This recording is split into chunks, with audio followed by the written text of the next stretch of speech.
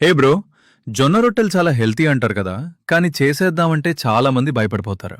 But నేను చేసిన ఈ ట్రిక్తో చేస్తే ఫస్ట్ టైం చేసే వాళ్ళకి కూడా పర్ఫెక్ట్గా వచ్చేస్తాయి.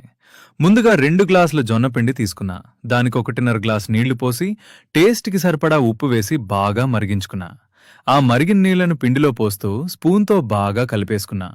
కొంచెం చల్లారాక చేత్తో బాగా మసాజ్ చేస్తూ ఒక సాఫ్ట్ ముద్దలా చేసుకున్నా. ఎంత బాగా మసాజ్ చేస్తే రొట్టెలంత మెత్తగా వస్తాయి. ఇప్పుడు నేను చెప్పే ఈజీ ట్రిక్ ఏంటంటే, ఒక ప్లాస్టిక్ కవర్ని రౌండ్గా కట్ చేసుకుని జొన్న పిండితో చిన్న బాల్ చేసి 2 కవర్ల మధ్యలో పెట్టి చపాతీ కర్రతో ఒత్తేసా. అంతే బ్రో, పర్ఫెక్ట్ రౌండ్ షేప్ వచ్చేస్తుంది. చేతికంటదు, చిరిగిపోదు కూడా. ఆ తర్వాత పాన్ మీద వేసి 2 వైపులా బాగా కాల్చేసుకుంటే సాఫ్ట్ జొన్న రొట్టెలు రెడీ.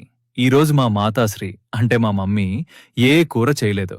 సో నేను మాత్రం పెరుగు, ఉల్లిగడ్డ, పచ్చిమిరపకాయతో లాగించేస్తున్నా.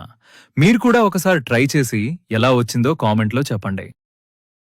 Download ShareChat.